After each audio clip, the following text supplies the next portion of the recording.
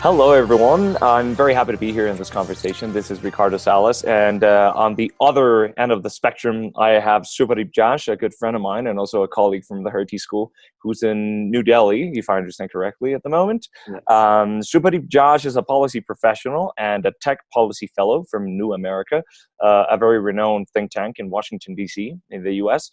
And he has been doing some interesting research in terms of how cities can be improved and some public policies can be improved through gamification. So we'll learn more about this topics in this conversation with Subhodeep Jash. How are you doing over there, Josh? Good to see you. Yeah, thanks, Ricardo. I mean, great to be here, and great. Thank you for inviting me for this podcast. And yeah, look forward to discussing my research project at New America right now. Yeah. It's fascinating. I mean, when we started talking out of a mere friendship, you mentioned that you were spending some 3 months in the U.S. doing research, and it was quite exciting to see that you were taking part in a team of some of the best professionals around the world, probably in this particular field in public policy, how to improve particular projects in cities, to improve people's welfare and so on and so forth. You have specialized more in the technological aspect of things, and I find this very interesting to take a concept that we generally consider that belongs to video games, board games, or the field of leisure, right? And what we can learn from that and apply it to public policy. What did you find out during your research? And could you also give us sort of in a nutshell, what can we understand from these concepts for people who are not familiar with it? Sure. So let me perhaps start with where this idea emerges from, and then Sure. perhaps dwell into a little bit about the definitional aspects of what gamification and citizenship looks like or sounds like. So with respect to how this project essentially started, a large part of the conversations which were taking place in policy school till last summer for me, I mean, given both of us were there, was the one thing I used to always reflect at the time at the Hertie School, and also while doing a project at the Wetset Bay at the Berlin Social Science Center there, is that this whole theme of erosion of institution trust all over, be it IOs or international organizations or political parties or media or tech platforms, was all over sort of encompassing most of our conversations. So that kind of dwells more on the problem diagnosis part, or analyzing what has gone wrong with the global order, the liberal order.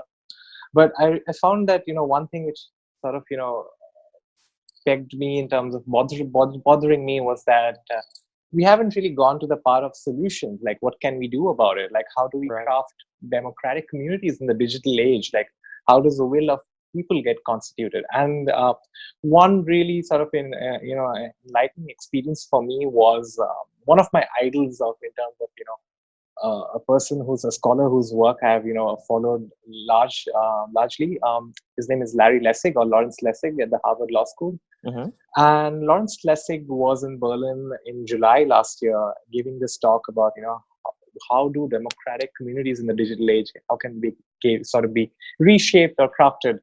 And he sort of brought me to this very fascinating example, and that's the example I perhaps bring it to you and your listeners, is this whole idea of how things such as sortition or deliberative pooling could be solutions to look at in terms of crafting democratic communities. So let me just give a clear sort of an example on this. So when we talk of deliberative pooling, it's essentially about creating systems of representative yet informed pooling.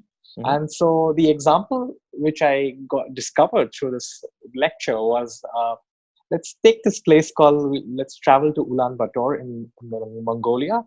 And in Ulaanbaatar in Mongolia, what they were doing was this: they were essentially taking a scientific sample of people around Ulaanbaatar, a representative sample of sorts in terms of people from business, industry, civil society, and all walks of life.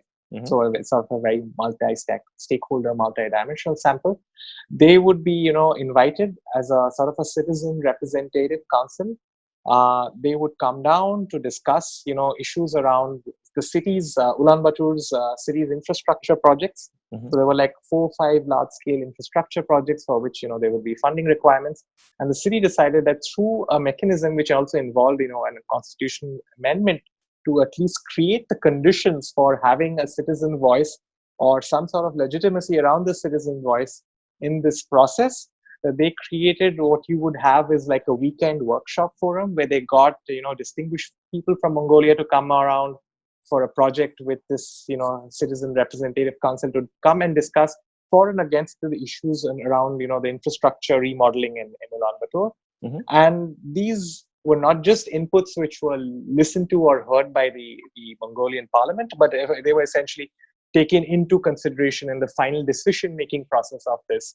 So this kind of, really fascinated me. And this doesn't involve gamification in any way, but what it does involve is this idea of an interactive element between the interactions which takes place between, citizens on one hand and governments on the other hand.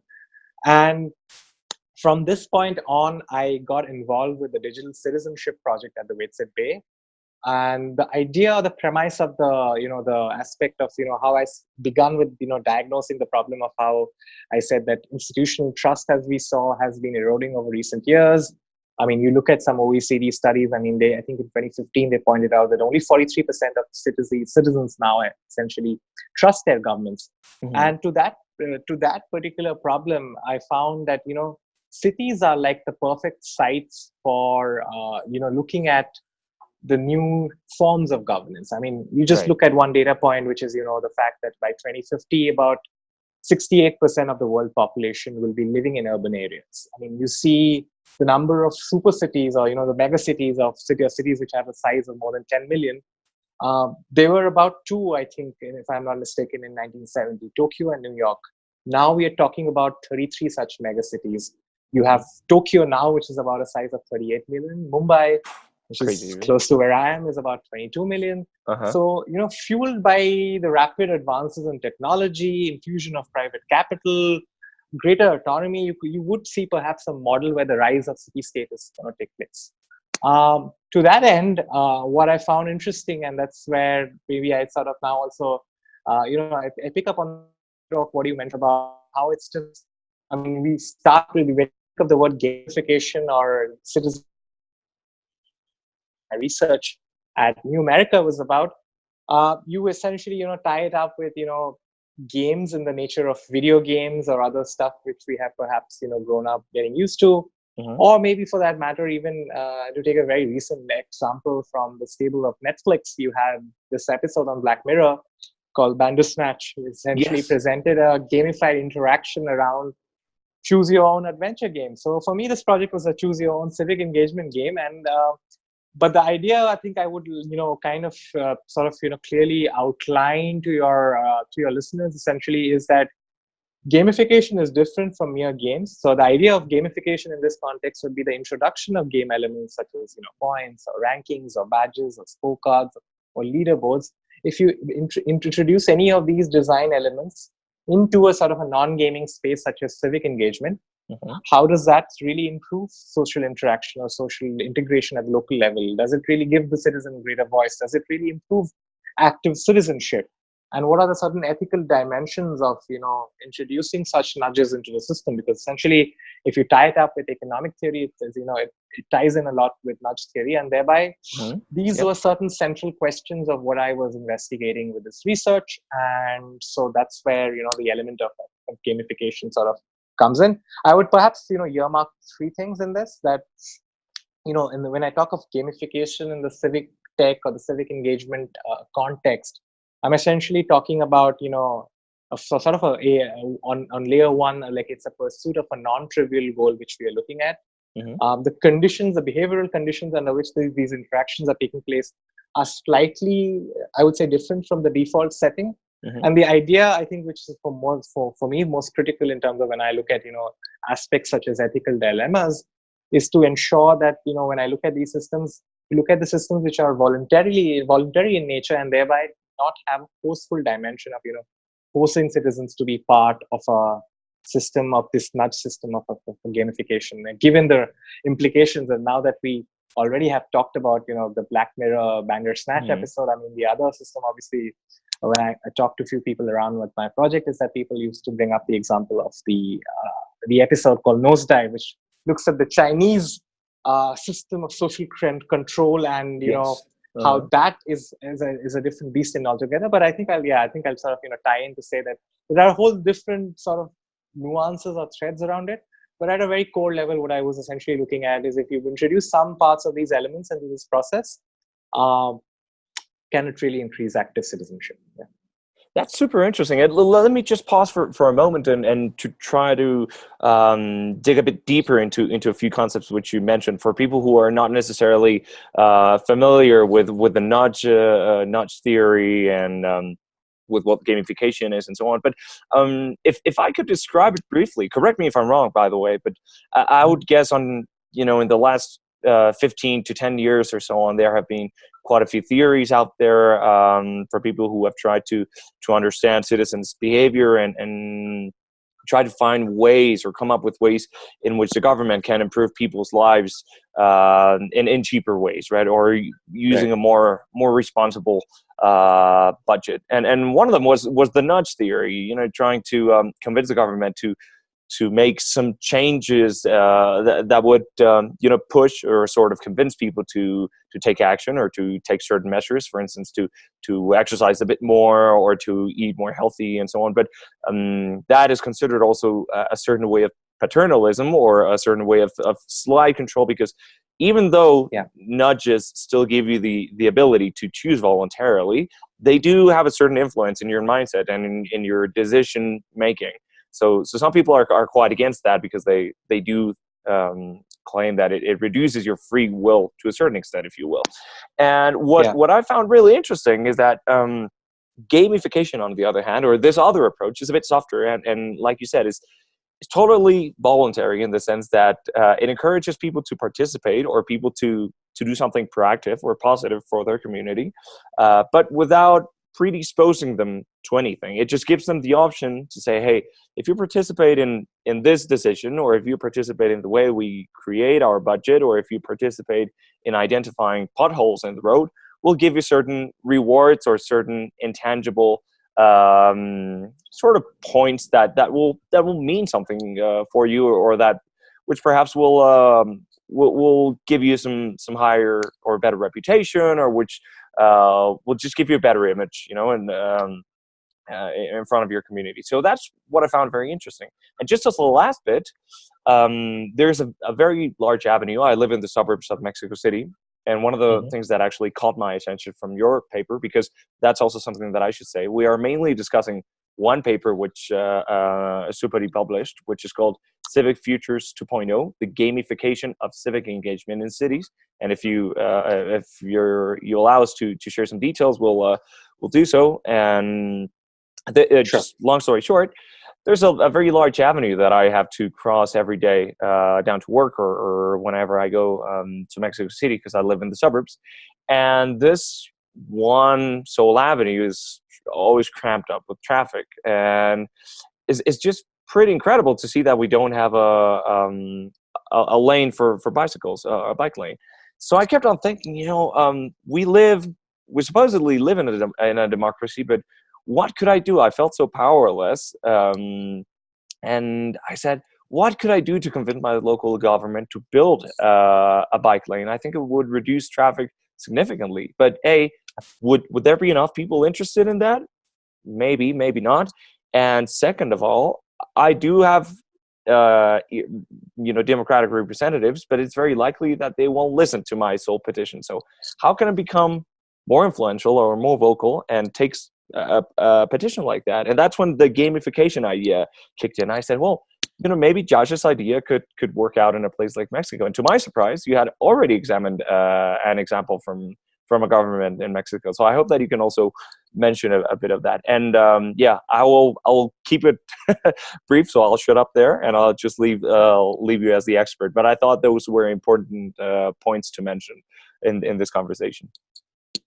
Sure. I think I'd sort of add to what you just said, laid out right now beautifully, is that since you mentioned the other, there was an example from Mexico in my research. I think I'll sort of bring that up just to for listeners who are sort of not familiar with what the contours of this research paper was about. For me, this has always been the two sort of obvious case studies to talk about. So the two I'm referring to was in La Nepantla in Mexico, where you had this city which emerges, I think, around 1948. So it's a Yes. relatively newer city. It suffered from this problem of low civic engagement, residents being indifferent to reporting around neighborhood issues. I think something you just highlighted with your little personal anecdote, and moreover, there was even issues with very little interest in terms of people reporting criminal acts. So that was also preventing authorities from taking action on certain things. So the whole idea of this indifference to community values, which essentially would harm any city's social fabric, means that citizens become disconnected and insecure sort of way. And but the idea of what emerges from this in terms of 2016, we are talking about this initiative coming from the mayor's office there, where citizens can go and choose from a catalog of what they call catalog of good deeds, where each of these good deeds could be provided into or fed into a system of a citizen engagement score. The idea was that of a positive engagement score value could be used for incentivizing the citizens to claiming benefits basis their score from another parallel sort of a catalog, which is called the catalog of municipal benefits. And the idea was that deeds which are usually considered very good Samaritan in nature in terms of you go and vote, or you assisting the elderly, or with respect to job training, or you, let's say, organizing a workshop or something. All of these could be catered towards this engagement score parameter. And basis that, another thing I think it's important for me to flag to ensure that any such system which uses gamification is at the end of the day, I think one interesting thing for me to point out is that I think it was Samuel Bowles who talks about in his research that the whole issue with some of these rewards and punishment based systems, I mean, in this case it was more rewards and less punishment. I guess in China it was both. You had a dimension of rewards and punishment, but any idea of these rewards and punishment system shouldn't destroy sort of the default Rousseau's social contract which we have in society in terms of how interactions takes place, in the sense that you're essentially replacing what should be moral goodness or the innate goodness which we carry with this idea that I would reward you for going to the gym, or towards being a good citizen, because all of these acts now, when we look at startups which have emerged in the tech space or other sort of the gig economy apps which are coming up, have all certain elements about creating real rewards, creating leadership boards, etc. All of that as a means to engage people or make things more interactive. But the idea is that in this, when going back to the Mexico example, the idea was that you do not provide a benefit which is cash based. You provide a benefit which is also community driven. So that's why I think one of the words I use in my research is called a community currency. And the idea of a community currency, I mean, not to confuse it with crypto or anything, is the idea that you use it for some kind of a community benefit. I think when I had discussed this, the initial seeds around this research at the WITSE, one of the things that came up in the conversation with the research director is that what could such a gamification look like if we rolled it out in Berlin? And the idea was that you could have community rewards such as the public transportation ticket in Berlin, like the BVG ticket. You could give that as a reward. It could be the museum island pass there. So all of these could be systems of rewards that we are talking about. So a museum pass to a public transportation pass to some kind of benefit to you maybe not having the same kind of municipal tax implication, etc. All of these which feed into the system would be a better reward system than just doling out some cash or something for it. So that was, I think, another important consideration for me to look at when I look at these points-based systems.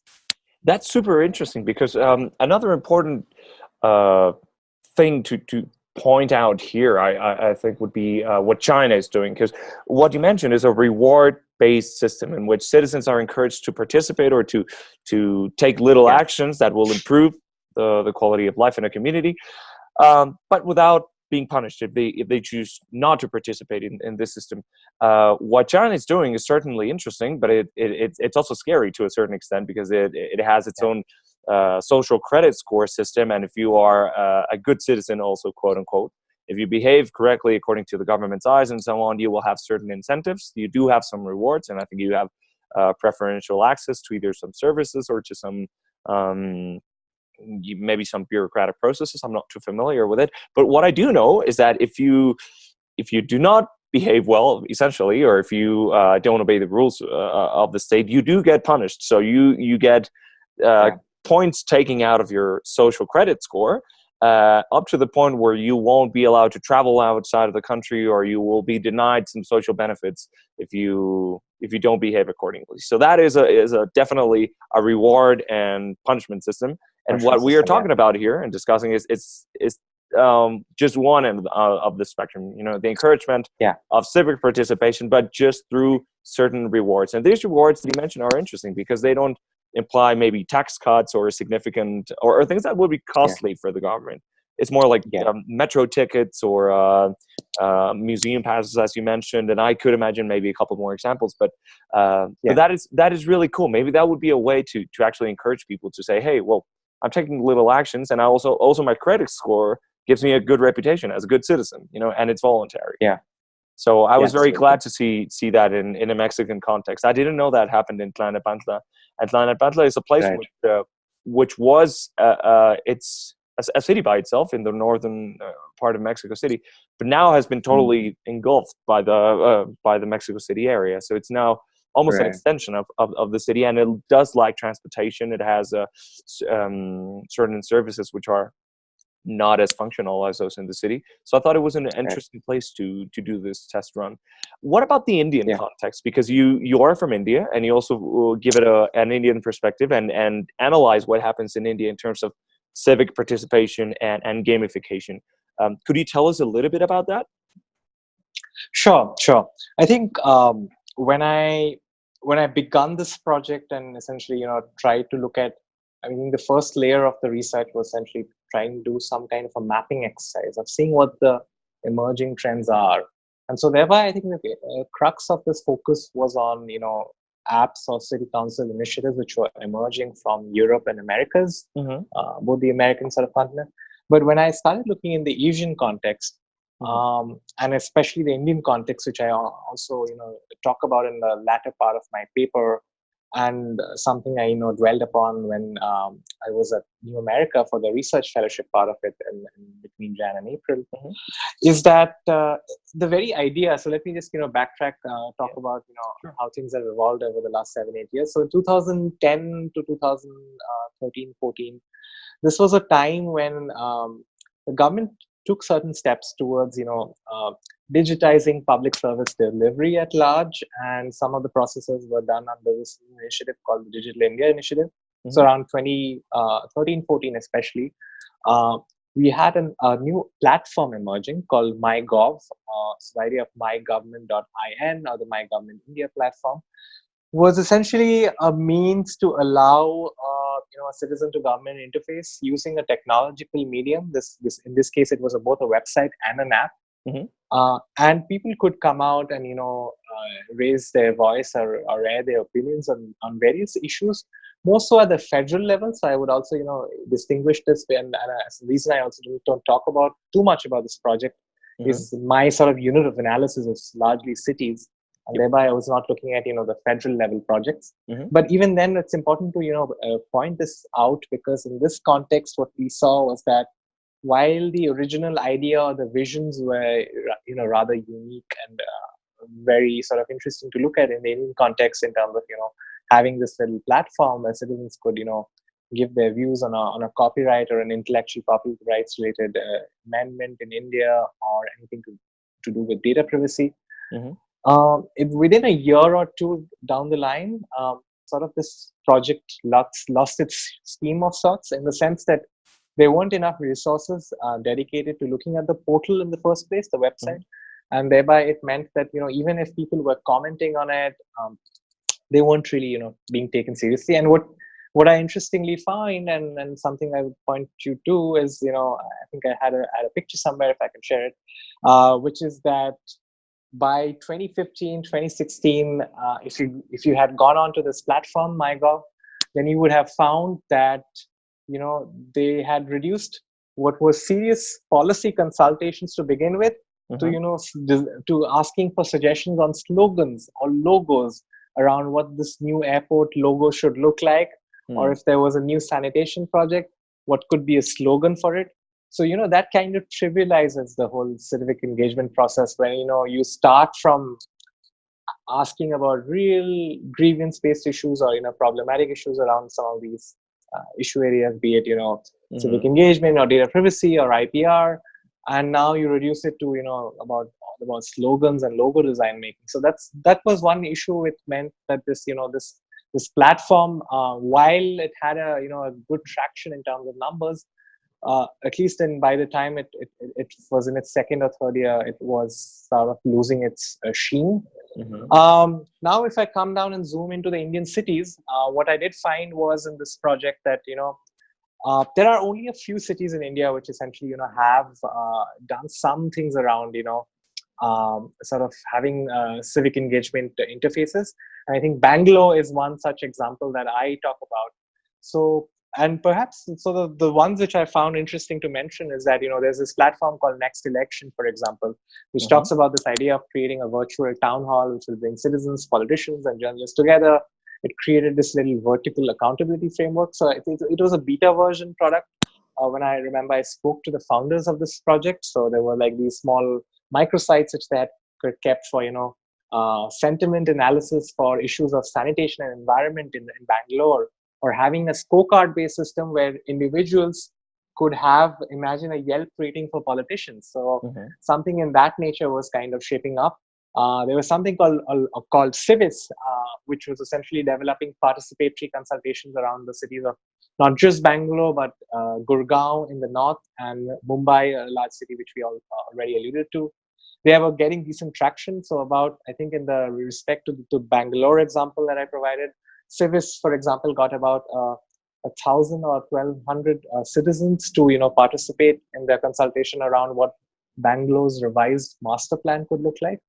All of these, I would say, are elements of what I would call gamification, but not a full-fledged gamification system per se. So they were using this whole dimension of interactivity or what interactivity could look like. But that's why at the end of the paper, I talk about the fact that, India has a size of, using such tools.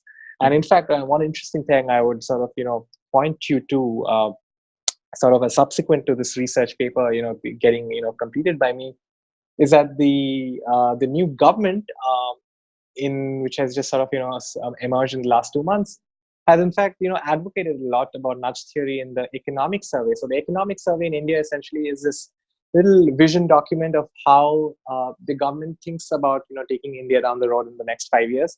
So they have talked about introducing behavioral nudges around a lot of the social issues or the SDG related issues around India. Can you introduce any nudge element in that? And so you might as well, in a few months, be seeing India having its very own nudge unit at the government. And I think they have got interesting Cass Sunstein coming in for that. In fact, into India for that. One of the authors of the book Nudge. And so that's for me is interesting because that means that even though this is a thing which has not really developed and it's very nascent, not yet emerged, that it's ripe for experimentation to take place. And that's why at the end of my research, even though I do not have much data to back up what the Indian blueprint could look like, but I do talk about certain principles which I list out in terms of, for me, the system, if any sort of gamified citizenship system, which needs to be voluntary in terms of a system which provides an equal form of participation, needs to be deliberative. I mean, you look at the Mexico example, you really saw a change in terms of citizens' indifference changing towards, really an active, engaged ecosystem around La Lepanta. And then I think the important aspects which can get lost and which I think I didn't really have time to dwell on the depth of some of these projects, given that I was essentially carrying out a very broad-based mapping exercise and then looking at some broad patterns, is that these systems need to be, flexible and transferable in nature. And of course, I stressed about the positive aspect already in terms of you should, keep it more rewards-based. The security of it is another dimension. I mean, I think privacy and security are very key that, you do not use or misuse the technological infrastructure on which such a system is built, and the data, most importantly, with all that has happened in on the large platforms over the last few years, it needs to be ensured that there is no there doesn't really take place any kind of unauthorized kind of a data sharing. So I think these are important considerations to look in mind in terms of how an Indian system of gamification can look like. That is very interesting, because if there is a country, an emerging economy, that is capable of launching a very ambitious digital system or digital civic engagement or citizen engagement platform, is it's definitely India. And I was aware of the fact that India was going to great lengths to unify, to make a unified national platform that will give citizens like their own digital sort of ID and to digitize them in some way. So I think India's example is quite ambitious, and it'd be interesting to see how this whole thing plays out and which gamification elements are actually put into these platforms in the upcoming years. I have a couple of questions, though, out of this that you just explained. To which areas of policy do you think gamification applies best? Say transport or education, or which areas would you identify as being the most effective for citizens to participate if they are given certain rewards? Right. And also, if you already design a system which is based on rewards and gamification, how can you ensure that people keep on participating? How to make it sustainable? Sure. I think that those are very, pertinent question, excellent questions actually. So for me, let's address the first part of your question. What could be, use cases or applications around it?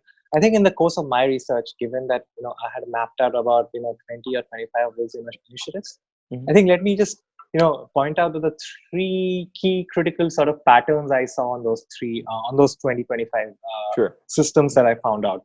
So one of at the very first layer, I would say that large part of these initiatives are emerging from, either startups, non-profit startups, or as a collaboration between city councils and startups. Okay. That's sort of one trend that I observed. The second thing would be that when I started to, I thought about measuring the level of engagement these platforms provide. I think one important thing for me to see was that typically the spectrum of how you decide the level of engagement could range from, at the first level, informing citizens of what are the various issues which are affecting you and which you should be concerned about and which you should be looking at, to the last layer, which would be empowering citizens, where citizens are actually the decision makers.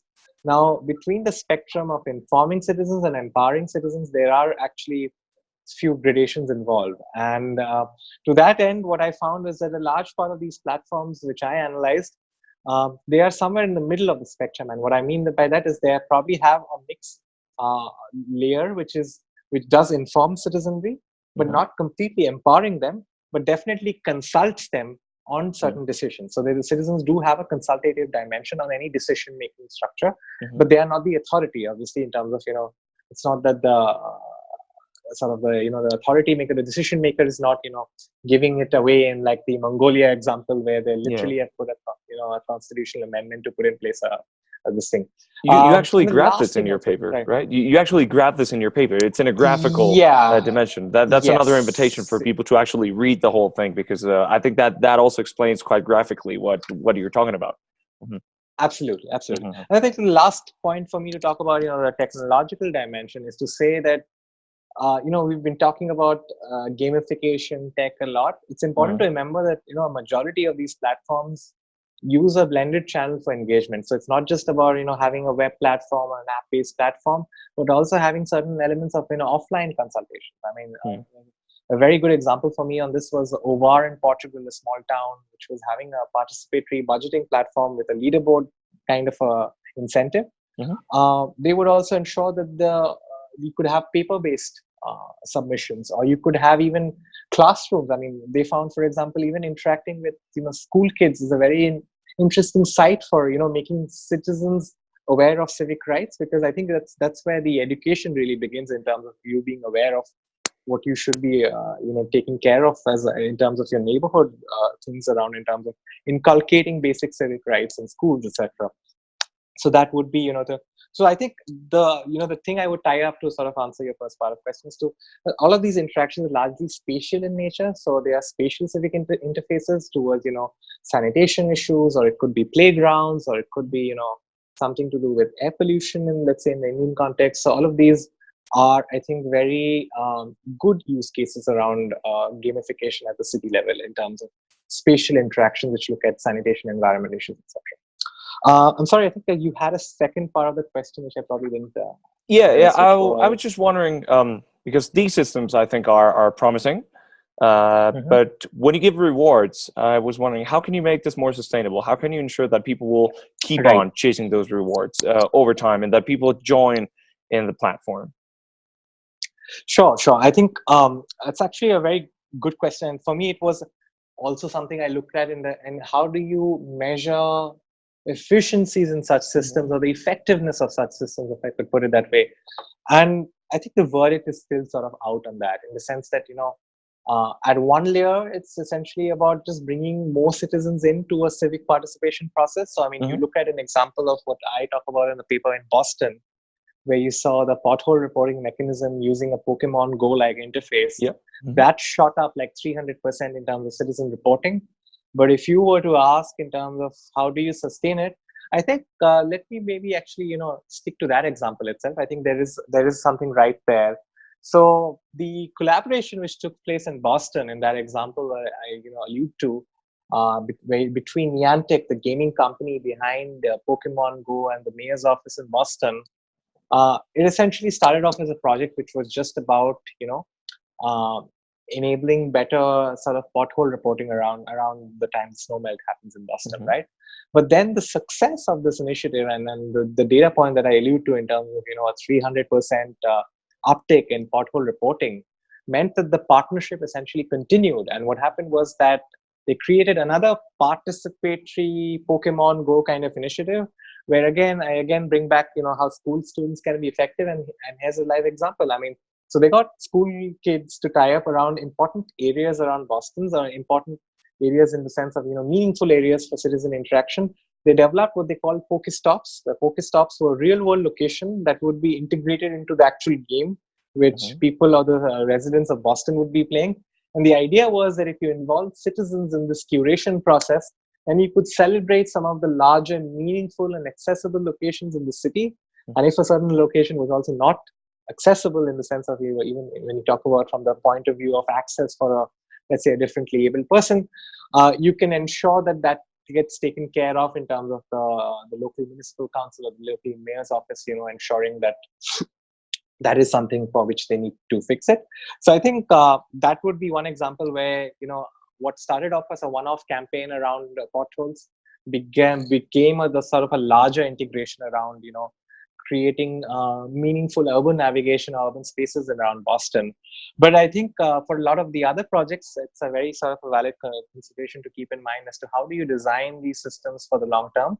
And I think it's going to evolve, because I mean, in any case, most of these systems that I looked at were really emerging in 2016 or so. So I think it remains to be seen how you take it forward in terms of But I think one final on this question would be to, in terms of, I think, something I think about towards the end of my paper, which is to say that sometimes it will be important to really define the context or the reason why you're using gamification. So it can't be gamification for gamification's sake, in the sense that, for example, I mean, the Niantic example could go horribly wrong if it was just a PR campaign from Yeah. Niantic to promote the game, right? So it really needs to be a more, an organic fit into, really, do you need the gamification in that context in terms of, I mean, I think in that regard, the Mexico example is splendid, because there was a problem, and it was kind of addressed through the example of the point space cataloging system around good deeds, which was there. So it's important that you understand what the target audience and the context you want to set. You want to define the objectives, since they do border around giving citizens with choices. It's Hmm. important to create the choice architecture properly in terms of how you structure the experience, and it has to be iterative in nature.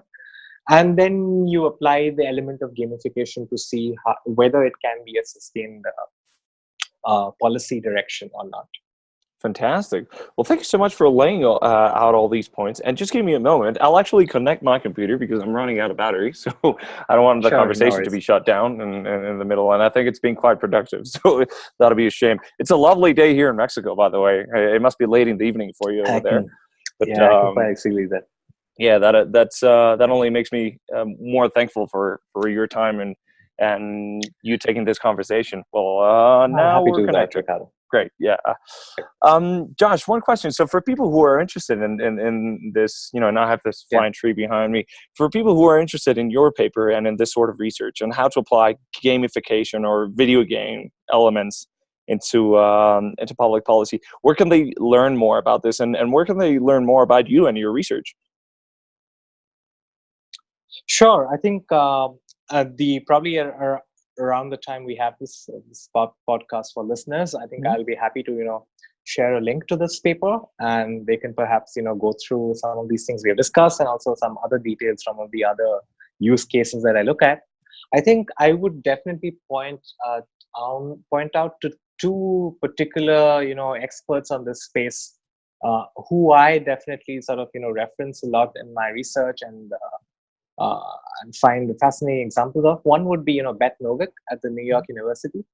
Now she's been a fascinating person for me to understand in terms of her work around crowd law systems, around what could be the next layer of lawmaking really being used through a crowdsourced decision making system.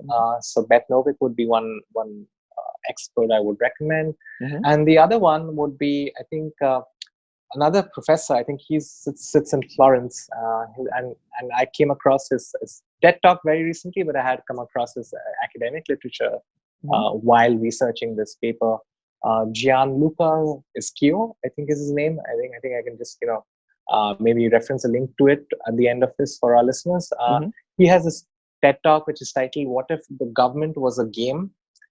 and that has very fascinating examples around how you can have gamification around participatory decision making.